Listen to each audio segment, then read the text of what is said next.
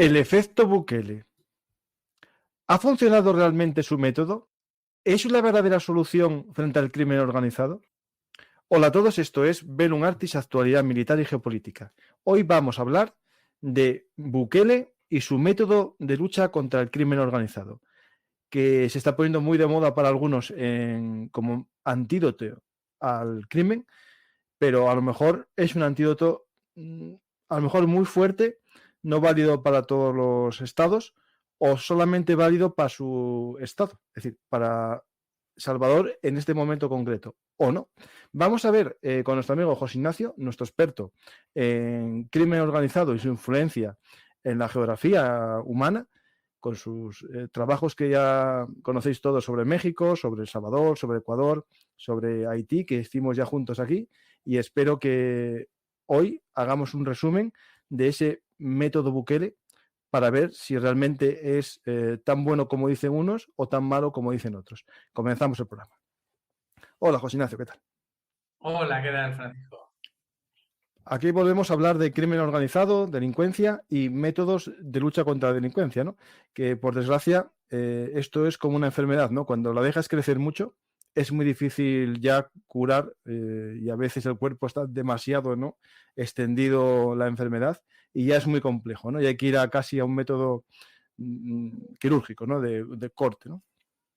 Exactamente, a ver, al final la clave de este tipo de problemas tiene eh, las agrupaciones criminales para, digamos, afectar al Estado, a las instituciones y de alguna forma a bloquear la acción que puedan estas instituciones realizar contra bueno, la criminalidad organizada, ¿no? Entonces, sí, por supuesto, cuanto más tiempo dejes pasar este tipo de problemas, más difícil es ponerle el cascabel al gato, ¿no? Pues vamos a hablar de este hombre, ¿no? Nayib Bukele, que es bueno, presidente de El Salvador y se hizo famoso más que por a lo mejor sus mejoras económicas o, digamos la función típica de un político, ¿no? Se hizo más famoso por asegurar para mí la función propia de un Estado, ¿no? Que es la seguridad. Claro, nosotros aquí en Europa, hasta hace poco, dábamos la seguridad por supuesta como algo básico de nuestro sistema y no le dábamos valor. Y por desgracia en Europa estamos cada vez viendo que la seguridad no es algo asegurado, ¿no? Hay que luchar para que exista, ¿no? Pero por desgracia hay países, nuestros hermanos de América, ¿no? En los que la seguridad no es algo habitual, sino que es casi una quimera que luchan por conseguir, ¿no? Y Bukele se hizo famoso por sus drásticos métodos, ¿no? De lucha, que después veremos si fueron o no eficientes, ¿no?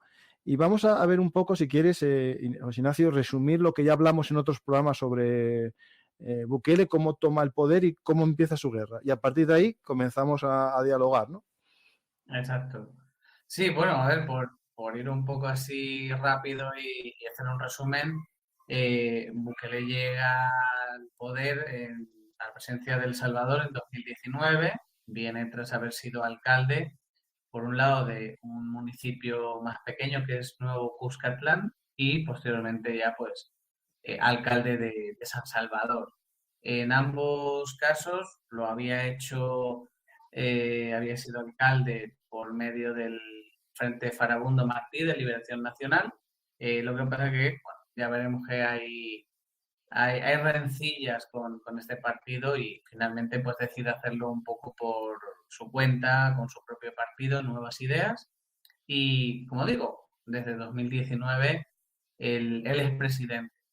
Ahora bien, a nivel internacional, sí es cierto que puede haber noticias, empieza a sonar, pero realmente Bukele no empieza a saltar más a la palestra, a ser mediático. Yo diría que por lo menos hasta el 2022, incluso casi que hasta al 2023. Yo sobre todo creo que para la gente en general el punto de inflexión pudo ser la inauguración del CECOT, del Centro de Confinamiento contra el Terrorismo. Anteriormente sí que había salido en las noticias, vamos a decirlo así, sí que había sido mediático, pero había sido por cuestiones quizás más de índole política, donde quizás solamente gente muy especializada había puesto el ojo, ¿no? O cuando decide aprobar el Bitcoin como moneda de curso legal. Entonces, por ir señalando así algunas fechas clave que considero importantes en lo que vendría siendo bueno, pues un poco el asentamiento de Bukele. Bukele gana, pero no gana en 2019 obteniendo una mayoría en la Asamblea Legislativa. Y eso es algo que yo creo que él nota desde el principio, porque de alguna forma ahí, en ese punto, él tiene que jugar con las reglas del juego, con las reglas del sistema democrático. Al no tener una mayoría, pues obviamente tiene que llegar a acuerdos con las otras fuerzas parlamentarias. ¿Qué ocurre? Él, por ejemplo, hacia febrero de 2020 necesita aprobar una serie de presupuestos para el despliegue de policías, militares y demás, pero no queda muy claro que este apoyo lo vaya a obtener y hay una especie de rodea la Asamblea Legislativa, rodea el Congreso, como sería la versión de España, con militares y policías. Y bueno, pues es un elemento que llamó bastante la atención. Ya luego, más adelante, tenemos también que tomar en cuenta esta primera parte del gobierno de Bukele, sobre todo ya hablando de 2020, pasa un poco desapercibida, sobre todo por el tema de la pandemia, ¿de acuerdo? En este caso, él, bueno, pues empieza a hacer uso de los militares en mayor medida, pues aprovechando el tema de la pandemia. Aquí ya empieza a haber cierta rebeldía, vamos a llamarlo así, con respecto a la sala de lo constitucional de la Corte Suprema, ¿vale? En este caso, bueno, pues a enfrentarse un poco a los dictámenes de esta sala.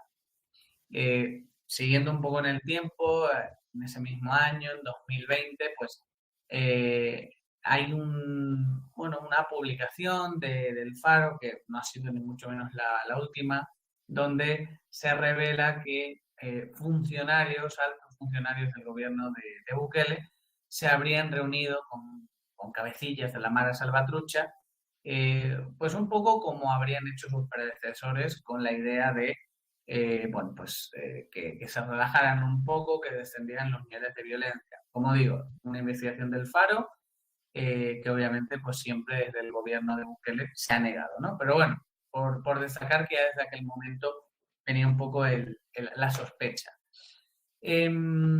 Ya en 2021 hay unas nuevas elecciones donde él ya obtiene mayoría absoluta, bueno, una mayoría calificada en la Asamblea Legislativa y ahí yo creo que ya es el punto de inflexión a través del cual él comienza a, a implantar sus propias reglas.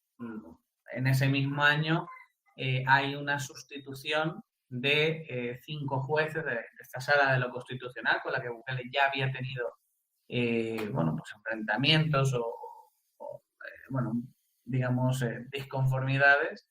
Y bueno, pues básicamente son sustituidos por jueces, vamos a decir casualmente, afines a un poco lo que promovía Nayib Bukele. Supuestamente este tipo de cambios pues, no se podrían considerar demasiado constitucionales, pero el caso es que lo consiguió. Algo de lo que tampoco se habla mucho es que también se sustituye al fiscal general de aquel entonces, Raúl Melara, que de hecho había iniciado algún tipo de investigación en este sentido con respecto a posibles eh, conversaciones con las maras y demás, pero bueno, como fue destituido, pues esa investigación quedó ahí un poco sepultada, ¿no?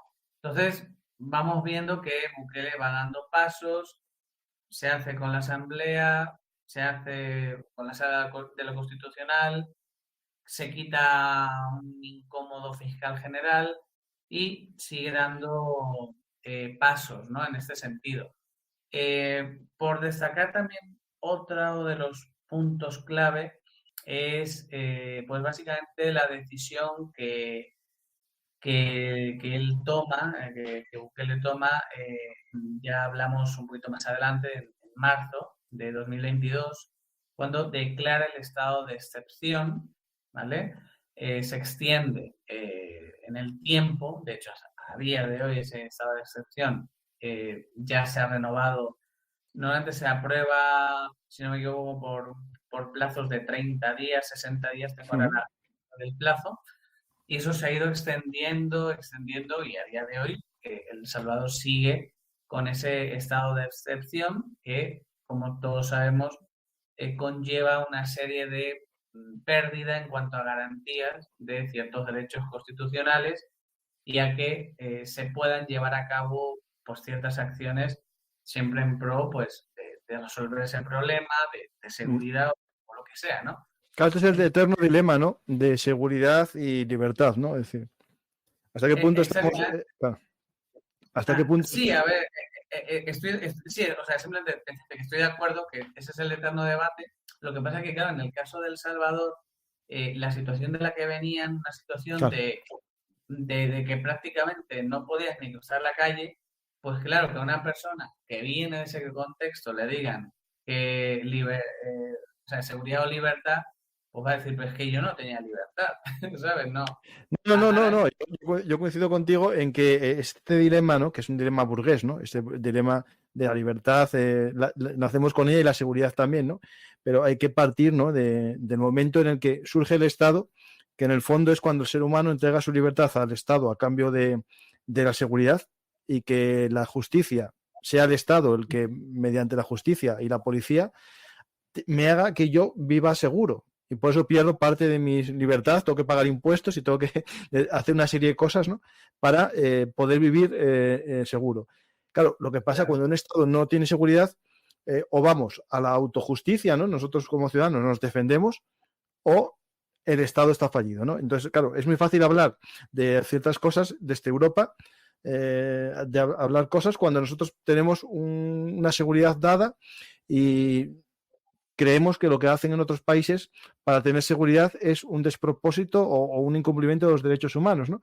Pero esto es claro. muy complejo porque es algo, no es ni blanco ni negro, como tú dices, ellos parten de una situación que para nosotros sería casi insoñable, es decir, ¿no? Una pesadilla, básicamente, para un europeo lo que ellos viven día a día. Pero en el chat, por ejemplo, que hablaremos después, es hasta qué punto está legitimado, ¿no? El fin de las libertades para dar la seguridad, ¿no? Esto es algo Eso que es. no todo el mundo en El Salvador cree que el método este es válido, porque eternamente podemos estar en estado de alarma o excepción, eternamente, sin el día. Ese es el tema, claro. Entiendo lo que preguntan en el chat. A ver, y sobre todo yo creo que otra cosa que cabe destacar es, bueno, solo por complementar un poco lo que venimos comentando, lo que venimos diciendo, es que, bueno, en 2023, eh, bueno, ya veníamos con este plan de control territorial que el gobierno de Bukele aprueba, que eso Uh-huh. tiene 7 fases, creo que ahora estamos en la sexta, la séptima todavía no se conoce, y bueno, donde sobre todo son de índole securitaria, eh, o sea, hay como una especie de estrategia de asedio de ciertos municipios donde se supone que hay actividad criminal, eh, extracción, bueno, que se supone que pues, se detiene a esta gente, etcétera. Ya digo, lo estoy diciendo en desorden. Pero a lo que voy con todo esto es que se empiezan a realizar detenciones masivas, detenciones que quizás siguiendo las reglas, vamos a decirlo así, de de una situación de normalidad en un sistema democrático, no se podrían producir. Eh, ¿Qué pasa? Que en un contexto de estado de excepción, pues obviamente Sí, sí. tienes un poquito más de manga ancha para actuar. En 2023, en febrero, cuando se inaugura el CECOT, y sobre todo, y yo aquí es donde también quiero dar ahí un dato, y es que en agosto de 2023 se aprueban los juicios colectivos, es decir, se puede juzgar eh, a 400, 500 personas a la vez, porque claro, pensemos, si se ha detenido a, no tengo ahora la cifra, pero a 40, 50, 60 mil personas, pues obviamente, ¿cómo juzgas a todas estas personas de uno en uno, ¿no? Pues se lo han quitado más rápido encima y se han ido por la vía rápida, ¿no? Por juicios No sé, colectivos. esto así a priori, yo como licenciado en Derecho, sé que se hacen juicios colectivos, ¿no? A ver, Al final, un juicio colectivo, salvo que sea que cometen juntos un delito, es complicado, ¿eh? a ver, Claro, claro. a mí hay una cosa, a mí hay una cosa que es lo que me da cierto que pensar, y es, creo que si tú detienes en poco tiempo a tantas personas, yo creo que lo más normal es que, aunque una cantidad mayoritaria sean delincuentes, sean ya no solo mareros, sino a lo mejor ladrones que no estén asociados a ningún grupo delictivo ni nada, pero es normal y sería hasta lógico pensar que algún inocente te vas a encontrar ahí. Hombre, claro, Entonces, a seguro. mí una cosa que me choca mucho es la falta de autocrítica que hay desde el gobierno de Bukele, de reconocer que en efecto, que pues ya está, o sea, reconócelo, no, es que, es más, no me parecería ni malo, me parecería hasta lógico que lo reconozcan, oye, pues nos hemos equivocado, es cierto que hay gente inocente que está en las cárceles, oye, vamos a intentar resolver esto lo antes posible para soltarlos, aunque sea palabrería, aunque de verdad no lo piensen, aunque de verdad ni lo hagan, pero me, me, me llama mucho la atención, me choca que ni siquiera haya este tipo de declaraciones y que crean que todos los que han detenido son delincuentes. Y es como, bueno, y toda esta gente, ¿cómo la has detenido?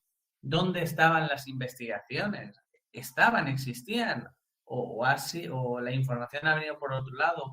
Hay muchas dudas en este sentido. Es Ujú. decir, el gobierno de Bukele, más allá del resultado, a mí el sabor de boca que me deja es que en ocasiones siento que me falta un poco de transparencia.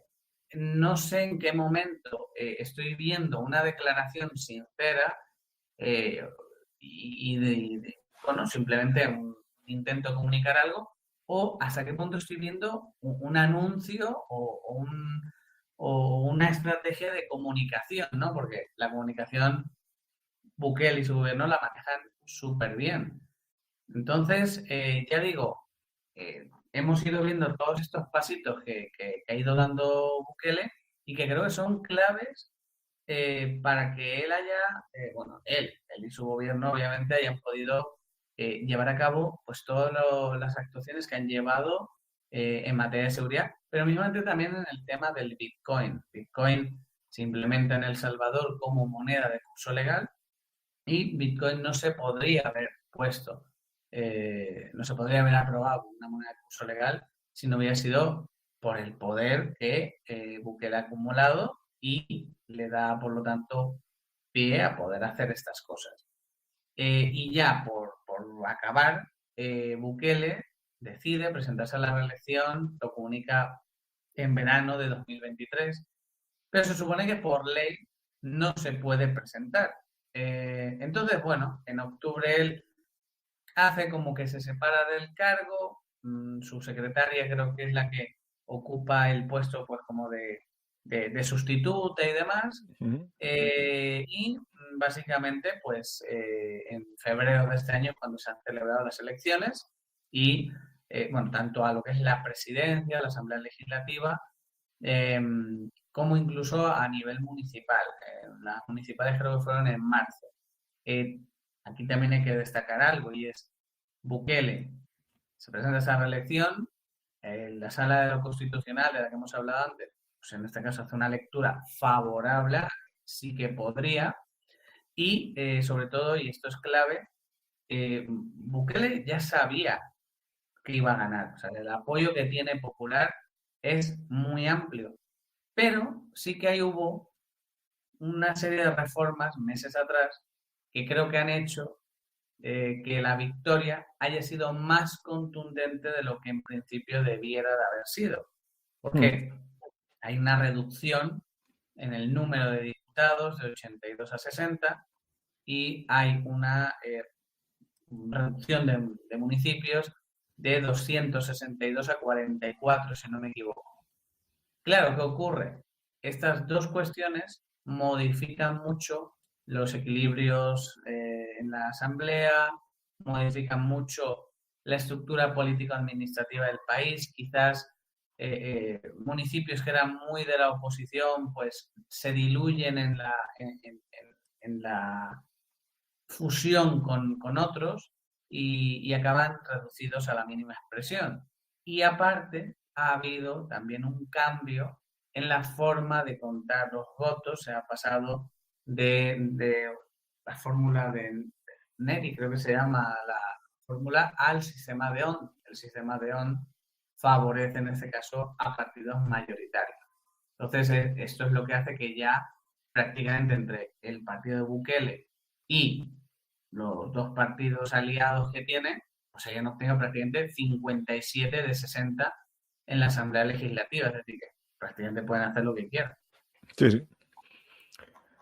Claro, y esto que comentas, ¿no? Esta reelección y mejor, digamos, control, ¿no? Del Parlamento, junto con que todavía sigue en estado de excepción, ¿hay miedo por alguna parte de la población de Salvador a que Bukele se convierta en una especie de dictador legal?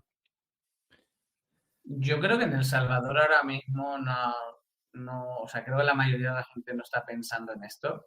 Eh, sí que hay obviamente una parte de la población, yo diría minoritaria, que sí que a lo mejor es más crítica con Bukele, pero es que esto es algo que puedes ver en muchas declaraciones de gente que tiene familiares en la cárcel, que alegan ser inocentes, que no tienen noticias de ellos, que no saben de ellos, y aún así disculpan al presidente. Es decir, sabemos que él no lo ha hecho a posta, que pues esto, pues lo que te he dicho antes, ¿no? Que es normal, que han podido detener a tanta gente, incluso diciendo, bueno, pues si mi hijo está dentro, pues allí está seguro, así Dios lo ha querido, ¿no? Es decir, que hasta la gente que podría haber Sí, sido sí. crítica con él lo justifica. Entonces, yo creo que no. Lo que sí, entiendo que a medida que el tema de la seguridad pudiera asentarse, es decir, que los niveles de inseguridad puedan mantenerse en niveles bajos y la gente siga percibiendo que la cosa está bien, yo entendería que lo suyo es que empiecen a preocuparse por el tema económico. Y ahí es donde puede venir un poco el problema, que si el gobierno de Bukele no cumple con las expectativas de la población, pues a lo mejor le empiezan a reclamar, oye, ¿y con la economía qué pasa? ¿No?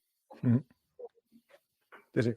Bueno, aquí preguntan sobre dictadores legales españoles. No me hagáis hablar, que esto es no quiero hablar de política española.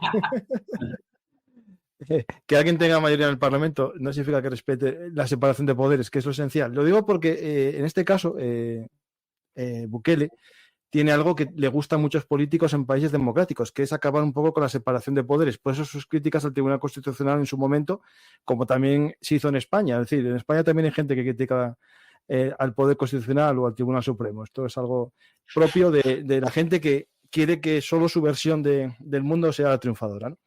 Pues yo coincido en que es muy fácil hablar desde aquí a lo que sucede allí. Cuando una persona no puede salir a la calle, no le importa tanto los derechos fundamentales del que no le deja salir a la calle, eso es lógico. Por eso, siempre que pones los zapatos, ¿no?, de la persona que vive en un mundo inseguro para ver cuál es su visión. Y también es cierto lo que tú comentas, ¿no?, que hay críticas, pero a lo mejor son minoritarias viendo el resultado electoral. Y eso es importante entenderlo. Pero una cosa no quita la otra. Que una persona gane elecciones no significa que sea demócrata en sus actos, todos los que haga, ¿no? Es decir, porque para mí la democracia no es votar. Para mí la democracia es respetar la división de poderes. Y si Bukele respeta esa división, perfecto. Y si no, pues empezamos a tener problemas ahí también. Pues el Claro, método Bukele... ahí el asunto, disculpa, te interrumpo un momento, Sí, Francis, creo que el asunto es que yo entiendo que, como tú dices, es muy cómodo hablar desde aquí, sobre todo cuando tú no tienes que afrontar una situación de inseguridad como la que tenían allí. Entonces, partiendo de ese hecho, no es menos cierto que hay que tener cuidado de darle tanto poder a alguien sin contrapesos, porque vamos a ponernos en la Mm. tesitura de que Bukele, pues en efecto, sea una persona súper buena, con muy buenas intenciones, pero no se puede garantizar que a lo mejor el que venga detrás o gente que trabaje con él, pues a lo mejor tiene otras intenciones. Y a lo mejor eso es un poco lo que pasó en Venezuela con el tema del, bueno, un poco subsidiar a la clase popular, que luego cuando venían elecciones y había que votar, pues te recordaban, oye, la oposición no los votes porque a lo mejor el apoyo que tienes te lo quitan y tal. Pues aquí lo mismo, aquí puede pasar que un poco te chantajeen con el tema de la seguridad. Oye, que si viene la oposición, vuelven los mareros y tal. Que, es decir, que es muy delicado.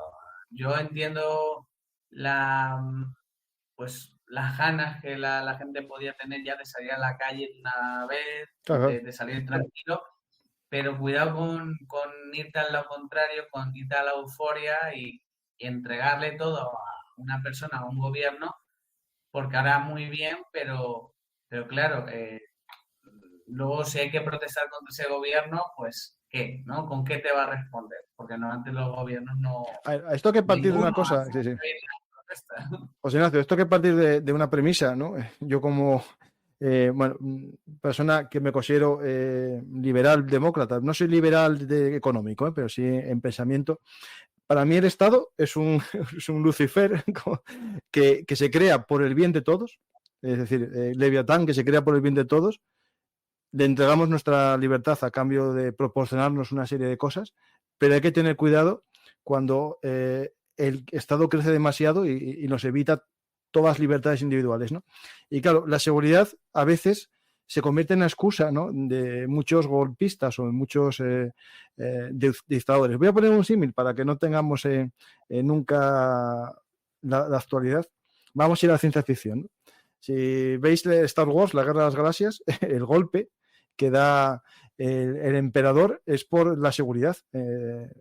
La democracia, la república no sirve porque no asegura la seguridad y entonces él da un golpe, quita los derechos de la república para asegurar la seguridad, ¿no? Es decir, muchas veces la seguridad es una excusa para acabar con las libertades. En el caso de El Salvador, parto de que es cierto que existía una seguridad incompleta, total. Era un país al que ninguna empresa iba a invertir. Y ahora, por ejemplo, Google acaba de poner una sede bastante potente ahí en El Salvador, muestra de cierta seguridad, pero claro, hay que tener cuidado cuántos años va a estar el Estado en estado de alerta, ¿no? O alarma o excepción. Es decir, si va a estar eternamente así, no existe libertad. Claro, exacto. Bueno, de lo de Google, cuidado, porque yo también pensaba que era una inversión, pero al parecer no. Al parecer es que El Salvador le paga 500 millones de dólares a Google Ajá. para que Google, bueno, pues modernice la infraestructura tecnológica del país, etcétera. Es decir, en Entonces, pues una principio, oficina para llevar a cabo esa obra. Vale, vale, vale, vale. eh, no es todo lo que parece, no es solo todo lo que Mm. reluce.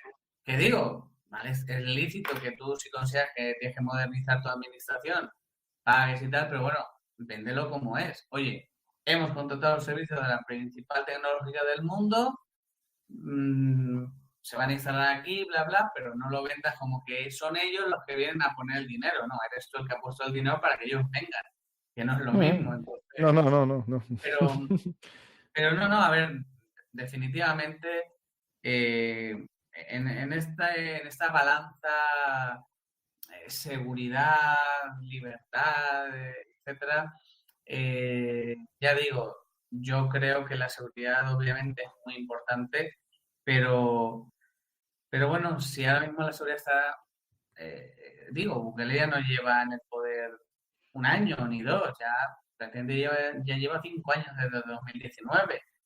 Eh, ¿Hay todavía necesidad de prolongar ese estado de excepción? eh, qué necesidad hay de seguir con él, hasta cuándo.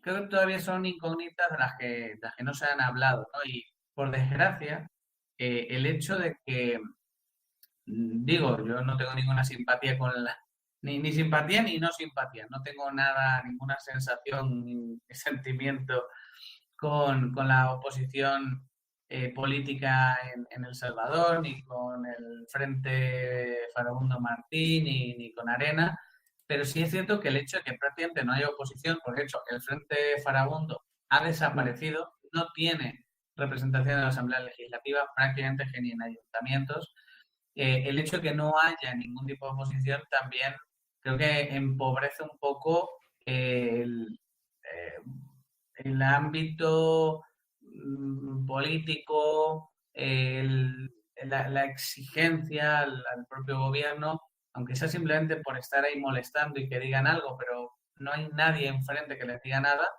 Y desde el propio gobierno de El Salvador, ya digo, no sabemos ni cuándo se va a, a terminar ese estado de excepción, ni este tipo de medidas, pues hacia dónde van a ir.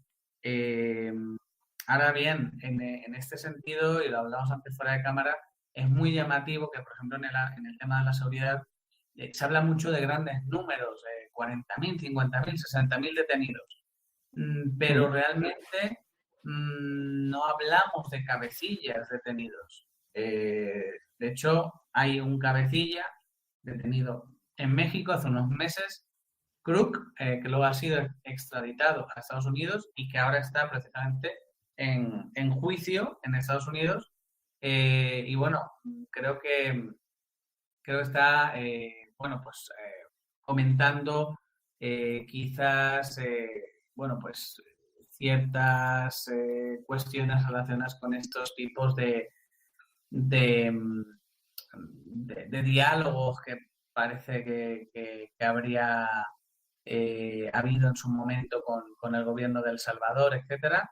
Y también otra prueba de que hay algo ahí que no cuadra es que recientemente se ha detenido a un marero aquí en España y en principio las autoridades españolas se han negado a extraditarlo a El Salvador porque se Mm. entiende que no iban a velar o que no iba a tener un juicio justo, etcétera.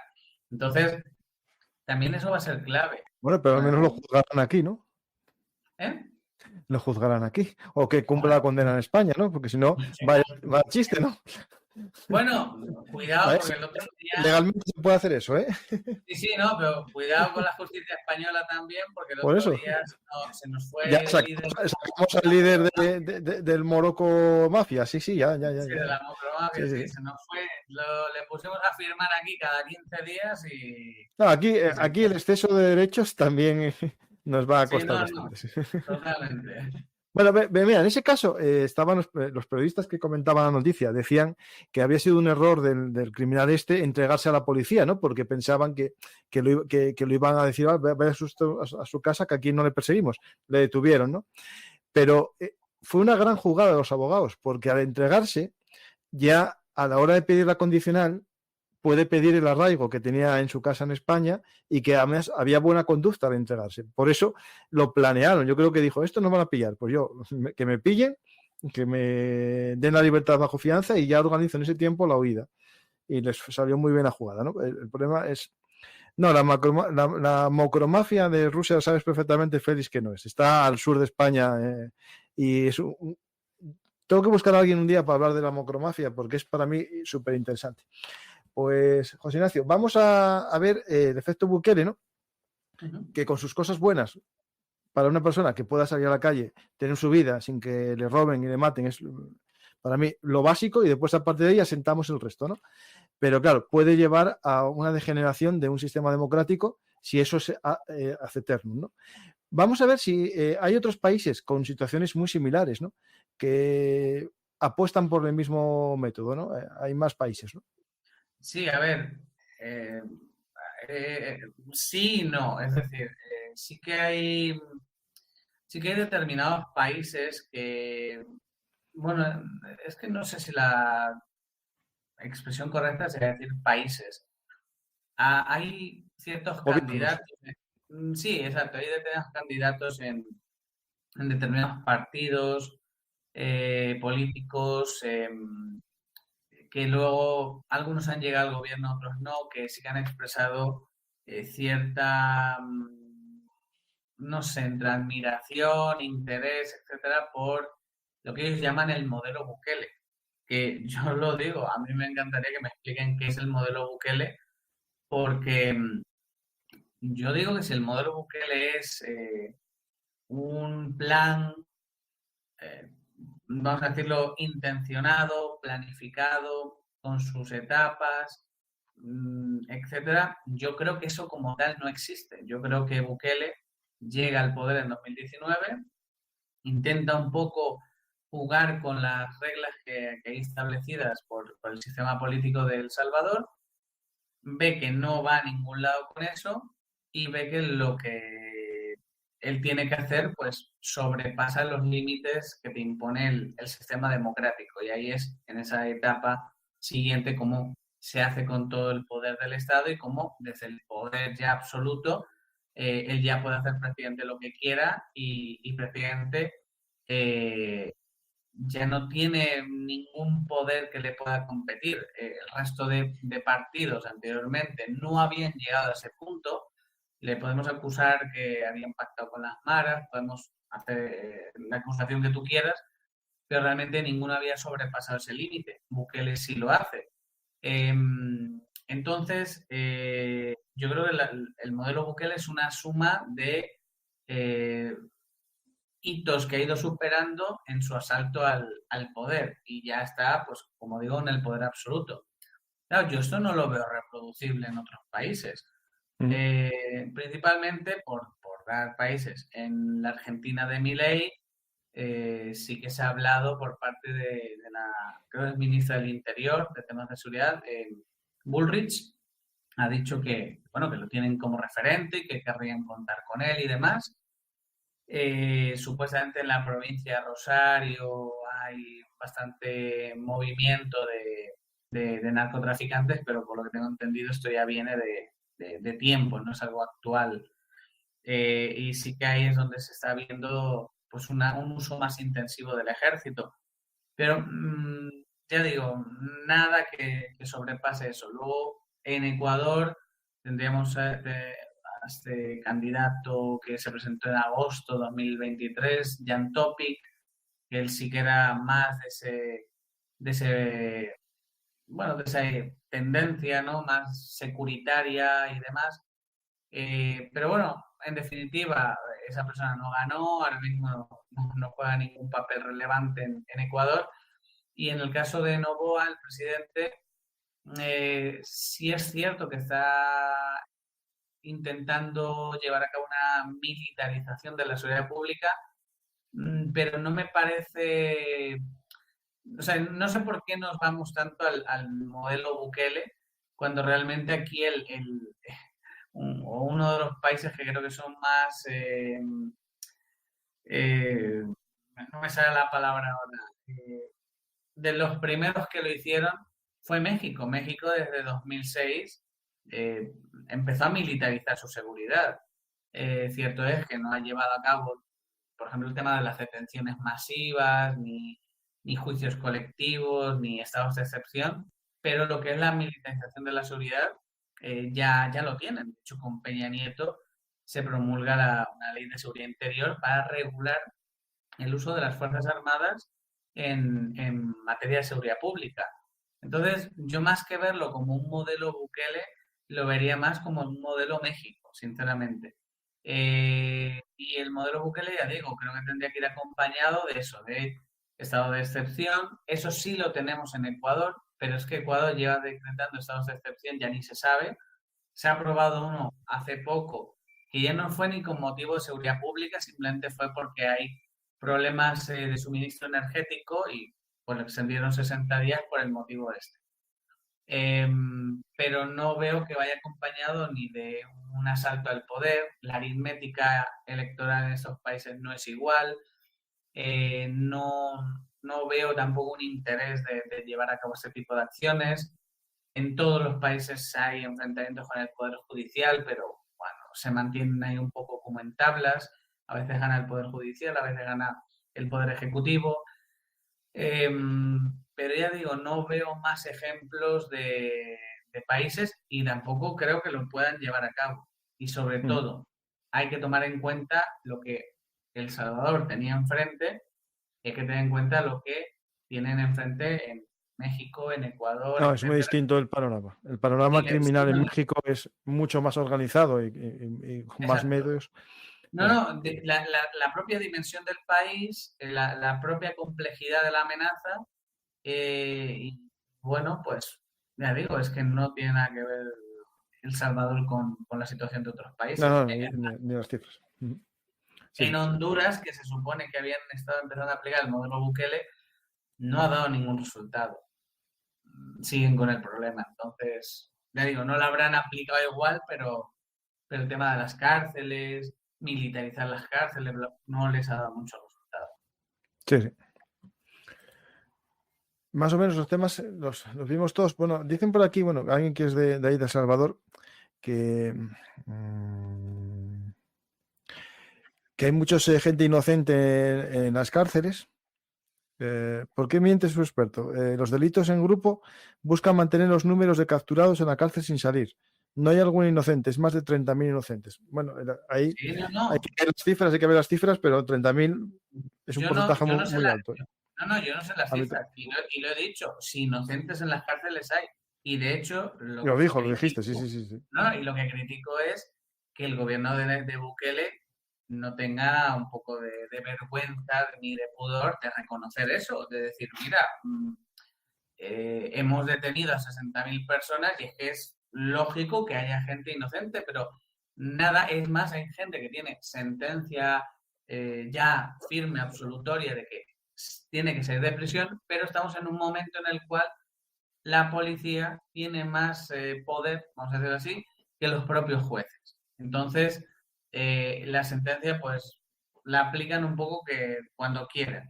Y luego, Mira, con el mm, tema de la contabilización de asesinatos y demás, hay asesinatos que no se están, o muertes que no se están teniendo en cuenta, no entran en las estadísticas, y El Salvador está haciendo algo que está ya haciendo México desde hace un tiempo, y es no profundizar en la transparencia amparándose en que es por temas de seguridad nacional. Entonces, las estadísticas que da El Salvador, no sé si mucho o poco, pero algo de maquillaje tienen y sobre todo a la policía sí se sabe que se le pedían ratios o cierta cantidad de detenidos por día. Y sí, que, sí, sí, no, dime, sigue, dime. sigue. Después añado yo esto.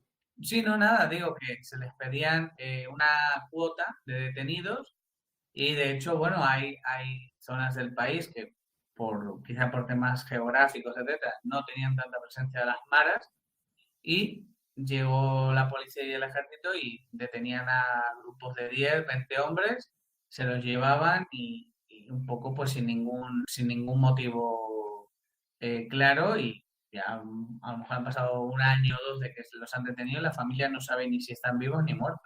Sí, sí. Y hay un dato, a ver, que por eso nosotros dijimos que yo estaba en contra, personalmente, lo dije, de las detenciones, de los juicios en masa, Colectivos. salvo que cometan el mismo delito. Si cometieron un delito en grupo, sí que se podría hacer un juicio en grupo, pero teniendo en juicio cada persona por separado, ¿no? Pero este dato es muy importante porque es digno de reflexión, ¿no? Hay más de 100.000 personas reclusas que representan al 1,14% de la población, siendo el país con más reclusos del mundo en porcentaje. Es decir, uno de Sí, sí. cada 100 están en la cárcel. Uno de cada 100 salvadoreños es recluso. Esos son unos datos que dan miedo, ¿eh? Es decir, a ver cuál es en España, para que lo veamos. Sí, bueno, de hecho, un tema que se habla mucho, que se En asemeja, España hay 50.000, pero somos 47 millones, claro. pues, imagínate.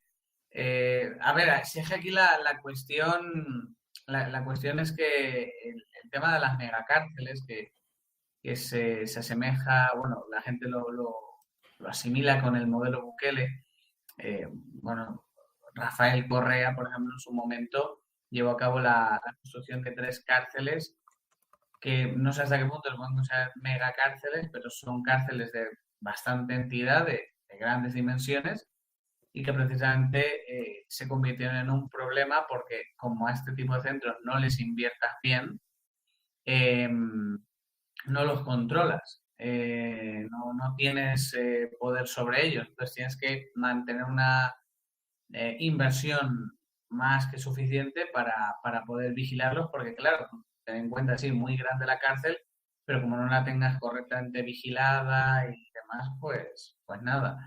Ya digo, el tema del Salvador, el tema de la seguridad, básicamente tienes un gobierno que ha acumulado más poder que ninguno, que se ha aliado, como entiendo que sea lo normal, con las Fuerzas Armadas y la policía, y que no tiene a día de hoy rival enfrente que le pueda hacer, Mm. que pueda poner resistencia, ¿no?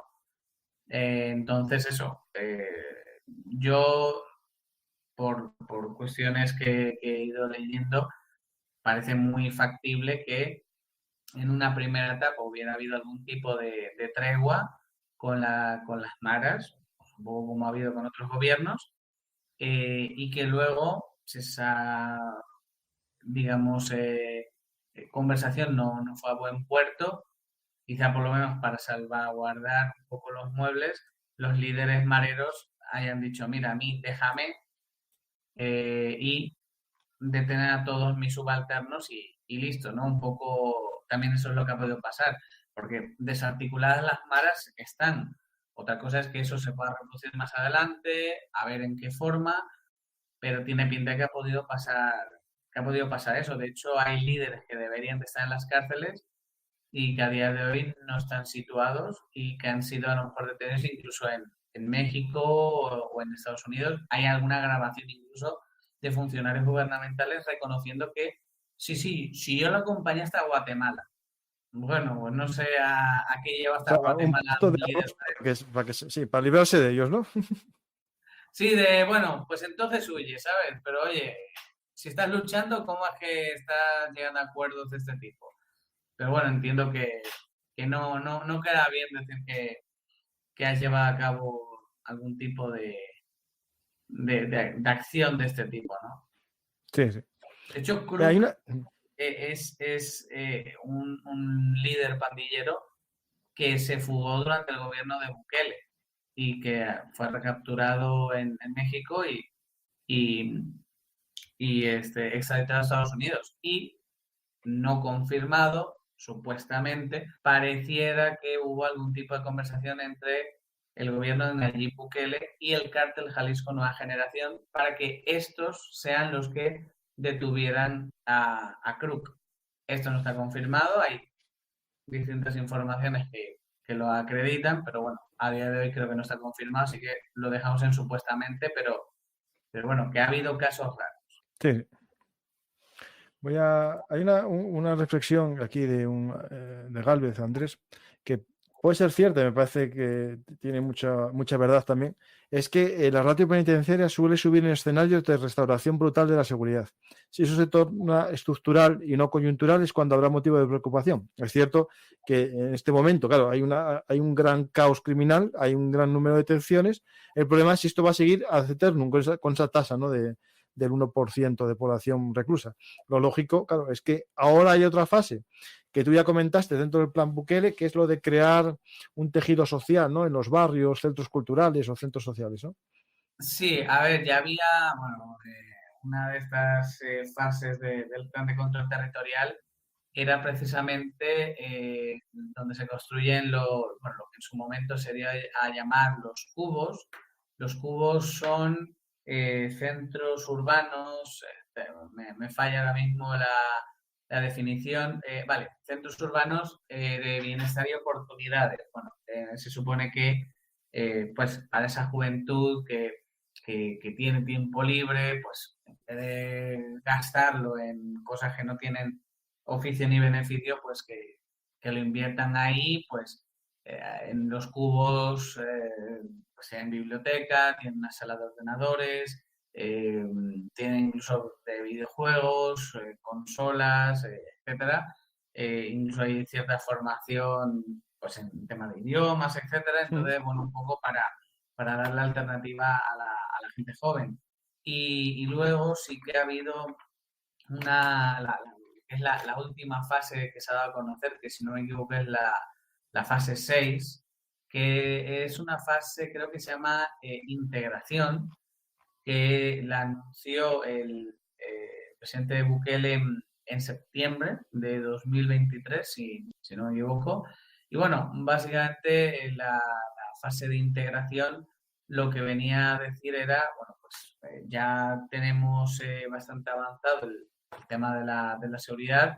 Bueno, pues hay que empezar a ver las necesidades de la gente que está en una peor situación a medio y a largo plazo, en principio con una inversión de 30 millones de dólares. A mí personalmente me parece una partida bastante insuficiente.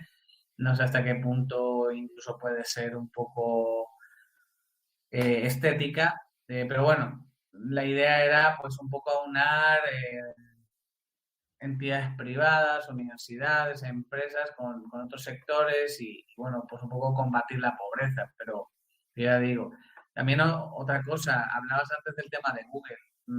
Aquí también la cuestión es que para que eh, la inversión extranjera llegue a un país, Tiene que haber necesita seguridad, que haya seguridad. seguridad, digamos, en cuanto a la normativa, las leyes, y que no te pase un poco lo que nos pasó Más pues, seguridad jurídica. Eso es el segundo elemento de la seguridad. Sí, sí. exacto, la seguridad jurídica, ¿no?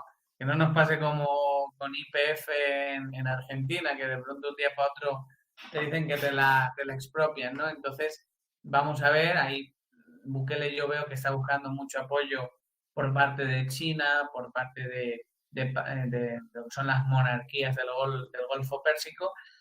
Vamos a ver, pero ya digo, a día de hoy, a nivel económico, lo que sí sabemos es que la deuda ha subido de forma importante, que es, entiendo, donde se está financiando todo esto. Eh, y bueno, un poco las preocupaciones ahora mismo del salvadoreño de a pie, pues es el tema económico, el empleo, la canasta básica y todo lo demás, ¿no? Pero bueno, vamos a ver ahí qué plantea Bukele, porque no sé hasta cuándo va a tener dialéctica y estrategias de comunicación suficientes como para poder tener a la población tranquila si este tipo de problemas persisten. Sí, sí. Voy a ver si hago una pregunta. Vamos a ver preguntas de los que están ahora escuchándonos. Lo que ha hecho Bukele es muy difícil. No obstante, queda lo peor. ¿Qué es lo que va después? ¿Qué hacer con estas personas? Claro, no puedes tener eternamente a 100.000 personas en la cárcel. Eso es evidente porque primero las condenas en un sistema tienen una graduación. No, no es lo mismo participar en una mara que ser un asesino dentro de una mara, ¿no? Es decir, ahí, claro, dentro de poco tendrá que empezar a sacar a esta gente. Y el tema es qué pasará en ese momento. Por eso lo decía Andrés muy bien, que al principio las tasas eran muy altas de población reclusa, pero tendrán que ir disminuyendo, salvo que continúe la criminalidad. Entonces, esto va a ser A un ver, problema porque siempre va a estar eternum también el estado de sitio, claro. Estado de A excepción. ver, también si nos ceñimos un poco a lo que se ha comunicado desde el gobierno de Bukele, tiene pinta de que esa gente que se ha detenido, por lo menos la gente que en teoría sí que puede tener vínculos con las maras, pues de que estén enfrentando penas muy largas y que no haya mucha flexibilidad. Entonces, quizás sí que la tasa de detenidos pueda reducirse, pero quizás no lo suficiente o no tanto como debiera de ser. Y yo sigo también pensando lo mismo. Al final, tú lo que has hecho es, no sé, voy a poner un ejemplo muy tonto, pero imagínate que tú tienes una mesa y en la mesa tienes comida y va pasando una fila de hormigas. Bueno, sí, tú has pegado un puñetazo en la mesa y las hormigas se han espantado y han dejado de pasar, pero no sabes si en 1, 2, 3 años eso va a volver a ocurrir, va a volver a pasar. No ha sido atacar las circunstancias del problema.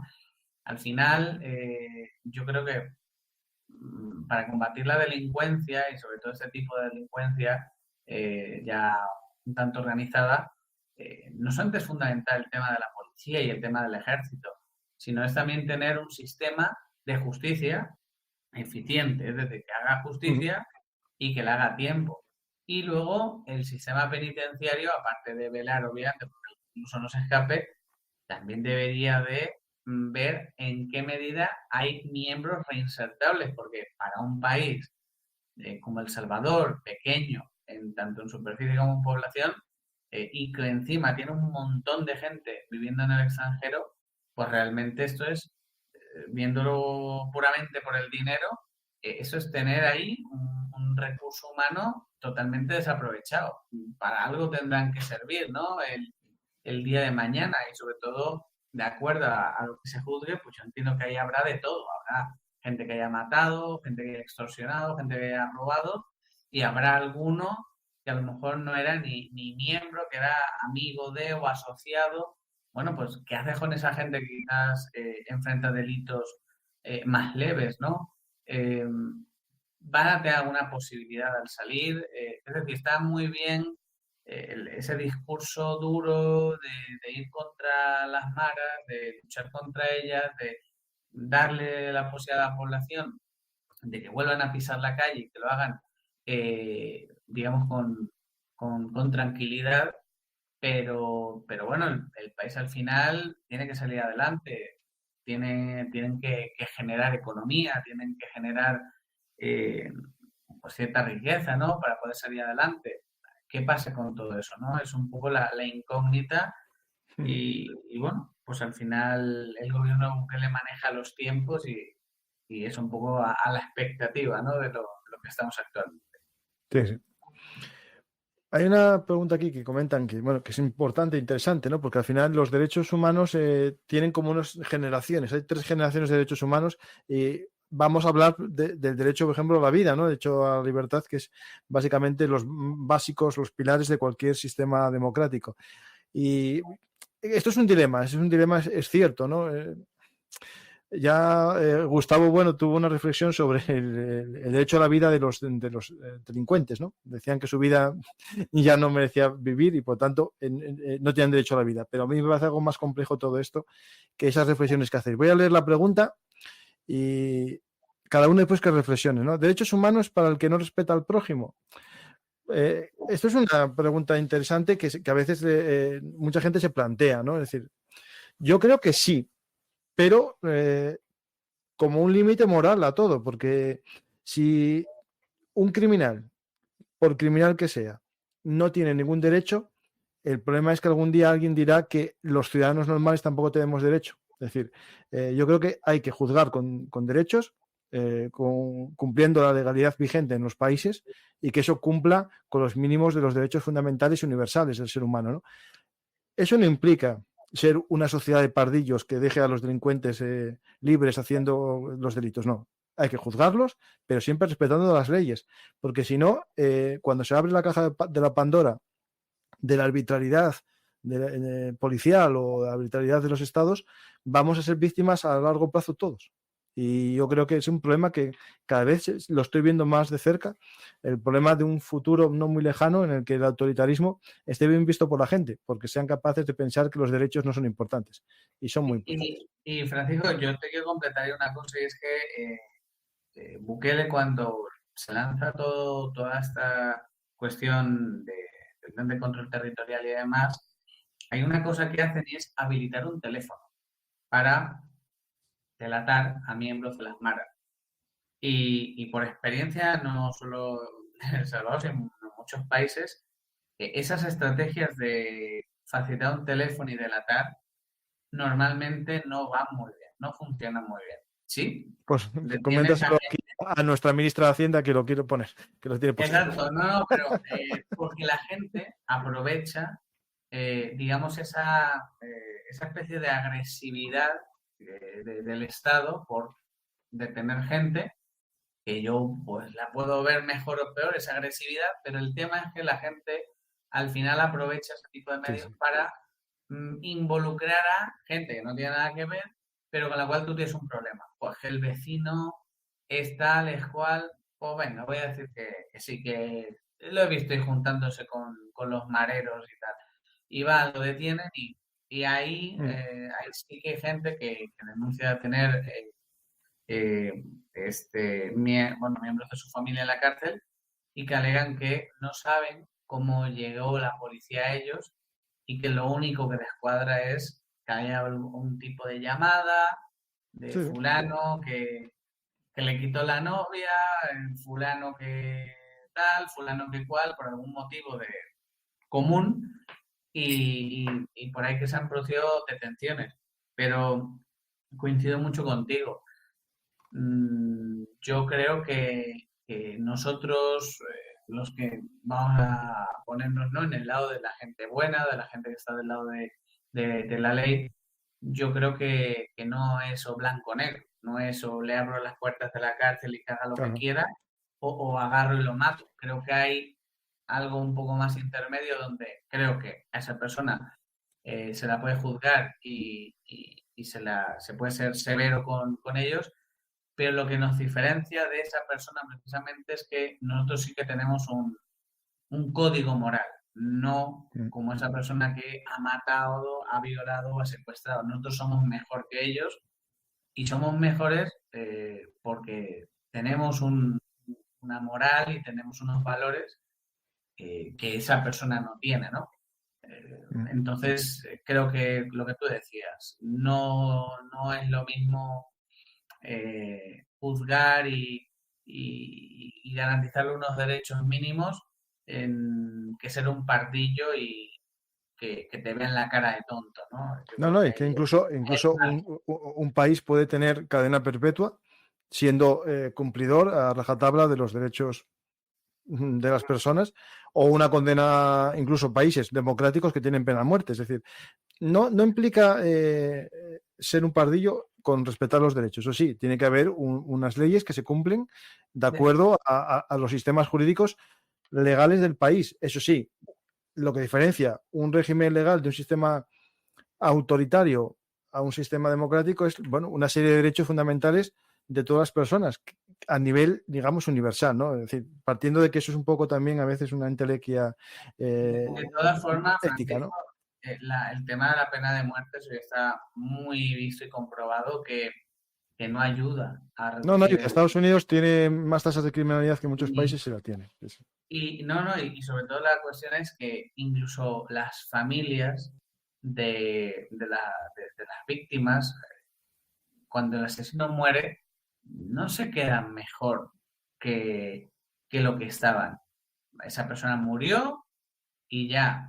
Yo quizá casi que veo más castigo, más que matar a la persona, quizá tenerla ahí Sí, sí, toda la vida en toda la la cárcel, vida ya en la está. cárcel, Ya está. ¿no? Sí, Eso sí. es peor porque es como que le estás alargando ahí la tortura, ¿no? De tener que estar en este mundo penando, ¿no? Y pagando lo que ha hecho. Sí, sí. Pues vamos a... No, el país creador de los derechos humanos no fue Estados Unidos, lo siento, ¿eh? Eso es una falsedad como una casa. Estados Unidos, si copió a Inglaterra con su declaración, con su constitución, pero antes de eso, el primer país que tuvo una declaración de derechos humanos universales fue la Escuela de Salamanca española, ya en el siglo XVI. Por favor, Estados Unidos lo que puso en práctica fue en su país. No fue el inventor de los derechos humanos, porque eso, el primer país que tuvo una concepción universal fue España en el siglo XVI. Escuela de Salamanca, buscarlo. Y os invito a estudiar a Vitoria, el primer catedrático, digamos, de Derecho Internacional en el mundo. Pues vamos a ver una pregunta más que haya por ahí y si no hay más, pues lo vamos dejando como siempre. Yo creo que el programa tiene debates porque lo interesante es que nada es ni blanco ni negro, es decir, hay una gran tonalidad de grises en este mundo y el problema es que no es lo mismo ver los toros desde la barrera que desde el ruedo y menos que desde el palco, ¿no? Es decir, hay que ponerse los pies de las personas que viven en un lugar en el que la criminalidad es el día a día en el que una persona por salir a la calle puede morir o una chica puede ser violada, es muy distinto al que lo ve desde su casa en una mansión y no tiene ningún problema, ¿no? Por lo tanto, eso hay que entender muy bien a la sociedad y también pensar que lo que vemos en un sitio puede que con el tiempo lo veamos en otro. Es decir, esto es algo que si fracasa el Estado, su única función, según Hobbes, es dar la seguridad, cumplir con dar la seguridad a los ciudadanos, y si no cumple con eso, el Estado empieza a ser un Estado fallido, ¿no?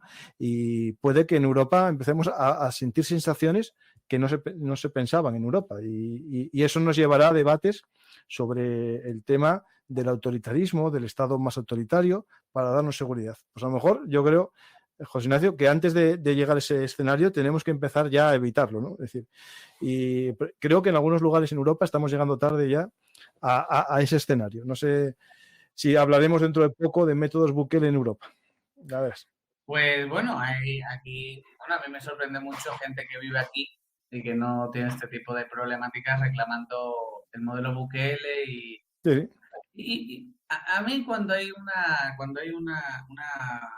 normalmente, no es aplicable a todos los temas, pero cuando hay una postura muy categórica con algo y encima te queda lejos, no pones en duda nada, a mí me da desconfianza porque bueno, yo puedo tener una opinión sobre un tema y puedo estar más de un lado, pero yo mismo me planteo, oye, pero lo estoy abordando todo, ¿qué me estoy saltando?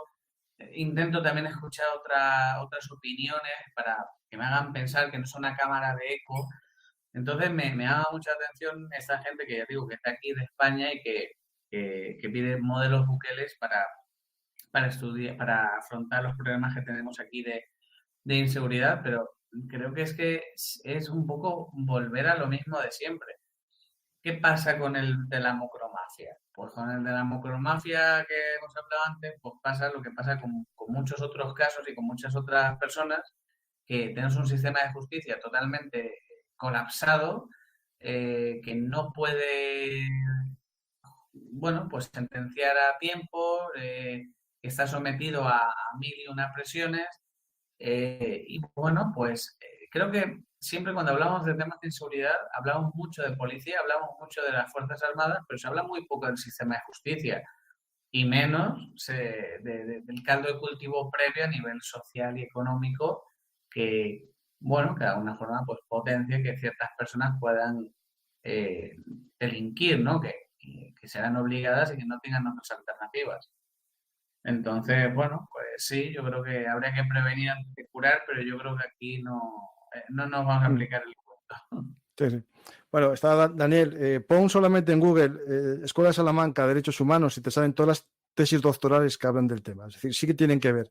Lo que no pasa es que el nombre no era el mismo, era Derecho de Gentes, porque el Derechos Humanos nace con la Declaración de los Derechos y de los Ciudadanos en la Revolución Francesa y en los anteriores. Es decir, es un precedente, es decir, no es derecho fundamental, porque eso es una concepción jurídica del siglo XIX, pero son, digamos, el derecho de gentes. Es decir, el derecho de gentes es un derecho humano universal, que no es ni el positivo del rey ni el divino de Dios, es algo en medio, porque se dieron cuenta en la Escuela de Salamanca que todos los seres humanos que iban descubriendo en el siglo XVI distintas culturas tendrían que tener algunos conceptos jurídicos similares, ¿no? Y aparece el derecho internacional. Y derivación del derecho internacional es el derecho, digamos, humano. Los derechos humanos no surgen hasta que surge el derecho internacional, privado, perdonad, el privado. Pues vamos y el público también, más bien el público. Pues vamos a ver una serie de puntos. Es que, bueno, la Escuela de Salamanca es que es de todo, tiene hasta economía. Ahí sí que es más interesante la parte económica. Vamos a ver algunas opciones. Si hay alguna pregunta más. No hay más. No, pues nada, hay más preguntas. José Ignacio, no hay más preguntas. Pues nada, sí, a ver, yo la reflexión que hago de este tema es que esto no es o Bukele es malo, bueno, esto simplemente es intentar analizar la realidad con todo lo que ello supone, con los aciertos que creo que son innegables, nadie le podrá negar que en materia de seguridad ha obtenido muy buenos resultados. Lo que pasa es que hay que explicar también un poco cómo ha llegado a ellos.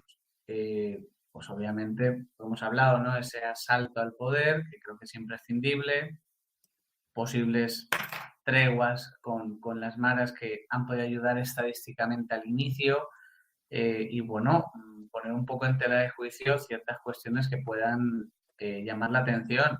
Y también creo que en el momento en el que tienes personas inocentes que están en las cárceles, pues creo que lo mínimo es pues denunciar esa situación y pedir que se solucione lo antes posible. Si se supone que El Salvador es una democracia, es un Estado que asume la crítica, pues creo que no deberían de molestarse a la hora de que uno denuncie que hay gente que no tiene culpa y que está ahí. Creo que al Claro, contrario.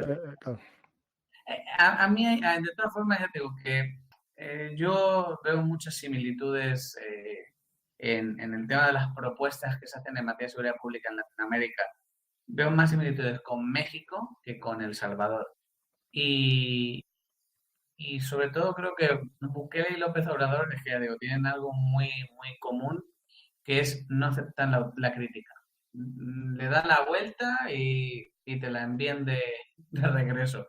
Pero no se les puede criticar porque no les sienta bien. Claro, es que el problema es que los autoritarismos, sean en un país autoritario o en un país democrático, no les gusta la crítica a ninguno. Es decir, por eso, para mí, las democracias no es solamente el hecho de votar, es algo más, es la división de poderes e incluso las libertades De poder hablar, más de completas. poder... Y poder incluso denunciar, tú, que no solo sea el fiscal el que denuncie, porque eso permite que el Estado no controle todo. Porque si el Estado Claro, es el único capaz de denunciar, se acabó el Poder Judicial. Y eso es un problema que se puede plantear. una cuestión que denunciaba la oposición en El Salvador era que, bueno, se había llevado a cabo hace unas semanas, si no me equivoco, uno de estos asedios a un municipio que al parecer pues, está registrando actividad de mareros y la oposición lo que decía era que no, que ese asedio era con un fin político, de presionar. Claro, eh, ya si cualquier protesta, si cualquier voz opositora, aunque sea por un tema de educativo, sanitario, lo criminalizas y lo haces pasar por, no, es la oposición, porque la oposición está relacionada con, pues huele mal que todo lo intentes desacreditar por ese lado y que bueno, que si hay profesores, doctores o lo que sea quejándose, por poner un ejemplo, o conductores de autobús, pues a todo el mundo lo intentes hacer pasar porque es opositor político Sí, y sí. porque opositor es que apoya a los mares. O Sí, bueno, o le pones una etiqueta para quitarle su claro, valor como ciudadano, ¿no? Eso estoy contigo, 100%. es la Eh, etiqueta. sí, sí, sí, sí. El hecho de que uno sea eficiente o no sea eficiente no me sirve como elemento de diferenciador de autoritarismo, porque uno puede ser un dictador que genere una buena economía y otro un dictador que genere una mala economía y siguen siendo los dos dictadores, ¿no? Lo digo porque están Francisco, comentando algo por ahí. Francisco, algo que no hemos hablado es que eh, lo, lo más importante del modelo Bukele, si ya digo, si lo podemos llamar así, no es ni siquiera el tema de la seguridad. Es, y esto lo he hablado yo con gente que te dicen, bueno, pero aunque sea un dictador, y ya cuando van con esa frase, bueno, es que aunque sea un dictador, pero si el país funciona bien, tal, claro, lo que surge del modelo Bukele en El Salvador es la idea de que funciona mejor que muchos países con un sistema democrático. Claro, aquí estás, en España, por ejemplo, enzarzado con las trifulcas políticas, con el poder judicial, casos de corrupción, bla, bla, y te da la sensación, y en parte pues, es verdad, de que está todo hecho una mierda. Ya, pero es que Y la corrupción en una dictadura no aparece, porque nadie la saca. claro, claro, Ese es el yo, tema. Salvo que quieran hacer purga interna. pero claro, a la gente que vive, por ejemplo, aquí y que le llegan 4 noticias de Bukele y dice, joder, pues prefiero un dictador que haga que el país funcione bien a una democracia y el que el país esté hecho unos zorros. Y eso es muy peligroso porque de hecho hay estudios que dicen que cada vez hay más jóvenes en Europa, por ejemplo, que apoyarían un Sí, sí, régimen un 30% autoritario. de los españoles, de los jóvenes, sí. Pues es que ese es el tema de fondo. Ese es el tema de fondo que yo creo que hay en todo esto. Está calando la idea de que un sistema, o incluso lo vemos con el tema de China. Mira China, bueno, es una dictadura, pero oye, mira, les va de puta madre, no sé qué. Eh, pues mira, ojalá que aquí también hubiera algo. Es decir, se identifica a los sistemas democráticos como sistemas ya un poco en retroceso, en declive, que ya no resuelven los Sí, sí. problemas del ciudadano y dice, mira los chinos que en 30 años han pasado tal. ¿Veis? Es que ahí no se pierden decidiendo, ahí decide uno y ya está. Y todo eso te lo venden como que es algo bueno y dices, uy, cuidado, cuidado, que sí que no te quito que tenga cosas buenas y tal, pero No, no, cuidado eso con es lo que... algo que yo no tengo duda ninguna, ¿eh? Y hace tiempo hice un programa con Luis del Pino, el periodista, que se llama Hacia la dictadura infinita, ¿no? Y es algo que vamos en camino porque parecen o nos venden como más eficientes los sistemas autoritarios que los sistemas democráticos, a los que nos venden como débiles, ¿no? Así es y vamos a ello, por desgracia. Pues, José Ignacio, hablaremos más adelante de nuevo contigo de algún problema porque por desgracia la seguridad internacional, las bandas organizadas, el crimen no va a desaparecer. Y ya si quieres despedirte con una frase para el público. Nada, pues yo a ti, Francisco, agradecerte mucho la invitación, como siempre, pues, encantado de poder venir y bueno, pues intentar difundir lo máximo posible estos temas, sobre todo, bueno, creo que la gente de España, lo digo siempre, deberíamos estar un poquito más concienciada con lo que ocurre en América Latina, porque al final tenemos conexión entre nosotros y entre nosotros estos temas nos afectan. Y bueno, pues un poco hasta la expectativa de qué hace Bukele y su gobierno y hacia dónde van los tiros y bueno, pues ahí seguiremos. Pues muchas gracias, José Ignacio. Y el que quiera ver más programas con José Ignacio, que ponga José Ignacio Belun Artis y os saldrán los programas que hicimos sobre México, sobre El Salvador y sobre Ecuador y Haití. Pues muchas gracias a todos los que estáis en el directo. Me decís en broma si mañana hago un programa sobre lo que pase en nuestro país mañana. Bueno, si veo conexión con geopolítica, se podría hacer, porque este es el canal de actualidad militar y geopolítica. Se podría hacer vinculando, ¿no?, con política internacional, que creo que hay mucha conexión con lo que pase mañana en España. Y también, si queréis, tengo mi teoría sobre, os la pongo ya, Erdogan, recuerda Erdogan. Y con eso os hago reflexionar y hasta la próxima oportunidad en Belum Artis Historia Militar. Espero, perdonad, Belum Artis Actualidad Militar, en el que podemos hablar un poco de política, porque esto es un canal distinto, es el canal de geopolítica, y sin ir más lejos, la geopolítica es solamente la política a gran escala, ¿no? Es decir, al final, cuando hablamos de intereses o guerras, son todo una forma de hacer la política por otros medios, ¿no? Pues también se puede hablar un poco de política vinculándolo siempre a ese elemento internacional, ¿no? ¿Quién sabe? A lo mejor mañana, que tenía un programa que iba a hacer y creo que no voy a hacer, quién sabe si hacemos un hablamos abierto a vuestras preguntas, ¿no? Pues muchas gracias a todos, espero que os haya gustado el programa y si es así, ya sabéis que podéis ayudar al canal dando a me gusta, dejando un comentario y compartiendo. Si no podéis dejar un comentario es porque consideran que este vídeo es peligroso y van a quitar los comentarios. Hay una nueva política de la plataforma que quita los comentarios de los vídeos que considera que puedan ser peligrosos para la infancia, para los niños. En vez de impedir que un niño vea algo que no tiene nada que ver, lo que hacen es que nadie pueda comentar.